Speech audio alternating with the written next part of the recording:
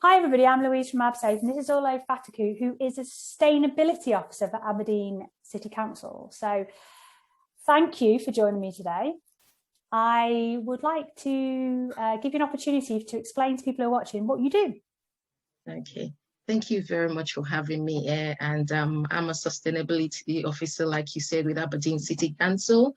My remit is quite broad. I currently manage the carbon management, the reporting that goes to the Scottish Government every September about, our performance with how we're managing the environment and what we're being sustainable, basically. I get involved in a few things, a lot of stakeholder relationships with like Aberdeen Fair Trade Steering Group. It's all about sustainability. I get involved in the policy writing, initiatives, and basically just pushing the agenda of making the environment around us a safer place. I mean, that sounds like an amazing job. So what do you like about your job, Olu? Everything really. So I come from a background of accountants. Everybody in my family works with all the big five, and I remember thinking, I don't really want to do this. I've always been that little child back home who would switch off the lights, who would do this and everything. And I decided, I'm going to go further my education in environment. So I did a master's in energy and environmental technology, and I absolutely loved every moment of it. And since then, I remember my first line manager was like, I want to do my bit to save the world. And since then, I've just gone ahead.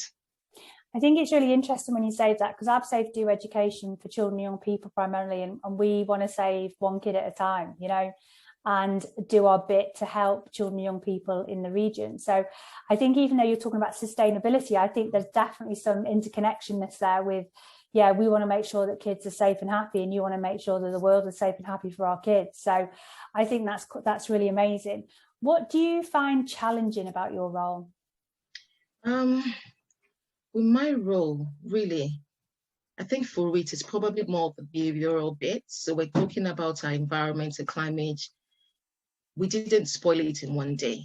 It's not going to get fixed in one day. It's like it's out of years of what we've done and we've not done well.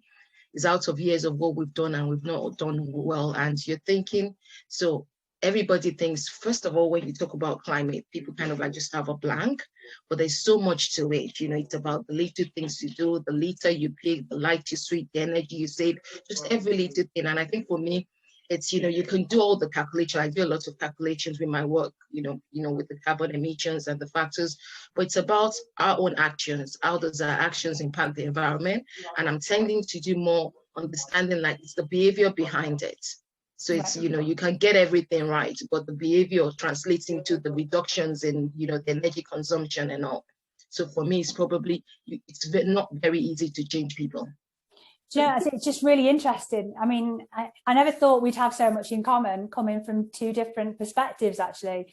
But yeah, we work with kids around behaviour change, and culture change is really difficult, isn't it? So if you want to change somebody's culture, it takes a lot of effort, and it can be generational, can't it?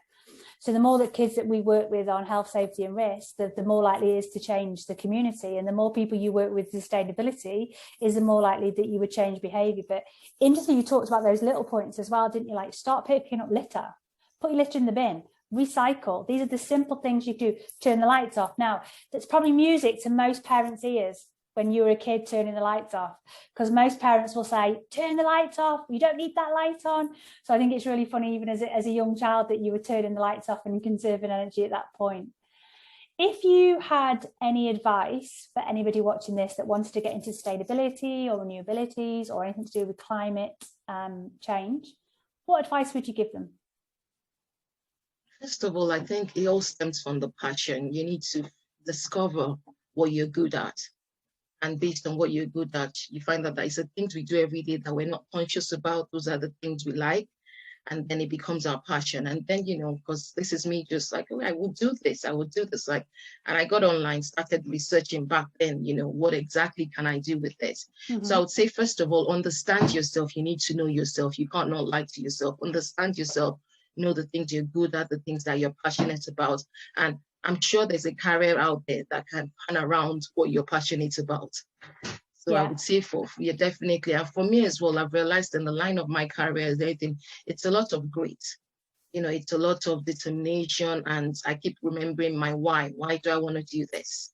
Because there will be that time when you get beaten and you're just like, geez, it can be quite frustrating. You're trying to change an agenda that half of the people don't even believe the climate is changing.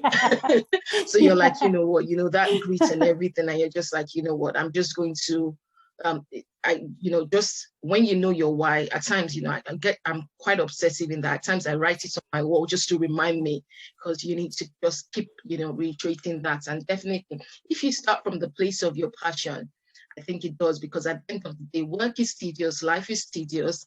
That reason why you like it always pulls you through. Yeah, I think that's really good advice. We were talking just before we were recording about you're in work a long time, longer than your school life, if you can believe that. So I think it's really good to find a passion in what you do. So my final question, and probably as you know, because you've watched some of these, is if I was going to give you a magic wand to change anything, what would it be? Oh, well, interesting enough. If you would give me a magic wand, I would make sure that I have some sort of, I don't know, a platform where there'll be like a lot of counseling, mentoring, coaching, just making sure that children get the right need they need at different stages in their life, particularly at the formative years, to not make the same mistakes, just to kind of like almost get it right. I understand that we go through life things, changes and everything, but like I was saying to you earlier on, I wanted to be a computer scientist and I hated physics. And I was told I could never succeed in that, because I hated physics. But I've navigated myself. I remember doing my master's and I went back to learning physics, chemistry, biology in my master's. And I'm like, why? You told me I didn't like physics, so, but at the end of the day, so sorry, what was the question again? I was just saying, what would you change if you had a magic wand? So basically, yeah, just to basically have that platform whereby children at that formative year, they get the access to the right resources, somebody believing in them, somebody encouraging them, somebody mentoring them, to go to make the right decisions. Because the truth is, as much as we have that many years, I keep thinking it's not a regret, but like, oh, just if I had gotten it a bit right earlier on, now I'm in a place where I totally enjoy what I do. I'm passionate about what I do, but I didn't just get here. It took a bit of a navigation to finally get here. I think it's definitely a journey. And sometimes if you don't know what you're passionate about, it's okay, it will come. I think sometimes we just need to be open to the possibility of that you may think, oh, this is what I really want to do. Like you started out wanting to be a computer scientist and now you're an environmentalist. And I think that, your loss is our gain. So we have somebody that's really committed and passionate about sustainability in Aberdeen Council. I mean, how fabulous. I mean, it's just fabulous. Just to add to that, in terms of going back to what you like, so it was based on, these are the things I would usually do. Mm-hmm. It felt like second nature to me then, but now I've developed, a career around it. So yeah, I keep going back to those things. You might not even think it's your passion just now. It's just something you just do without overthinking it. Yeah, I think that's really important. Yeah, and it's the little things sometimes. Before we go, one thing that every child, young person and older person can do today to help sustainability, what is it? I would say do your own bit. It's not the big things, it's the planet. It's the planet, my action in Aberdeen is the same as somebody's action somewhere else. So even if it's that litter you see on the road, just do your own bit. Don't ever think, I think most people think, what will my own impact make in the grand scheme of things? But it just those every little helps. Yeah.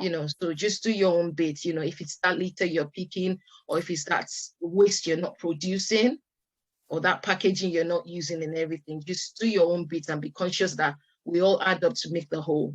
Yeah. So it's a bit like if you save the pennies, you'll make a pound. Oh yeah, definitely. So yeah, so let's save the pennies. Yeah, let's save the pennies and make a pound, everybody. So let's all commit to doing one thing every day that can help the planet. So on behalf of Absafe, thank you so much for your time. I know that you're really busy and hopefully we'll catch up in person soon. Thank you so much. Thank you very much. It's been a great privilege. Thank you.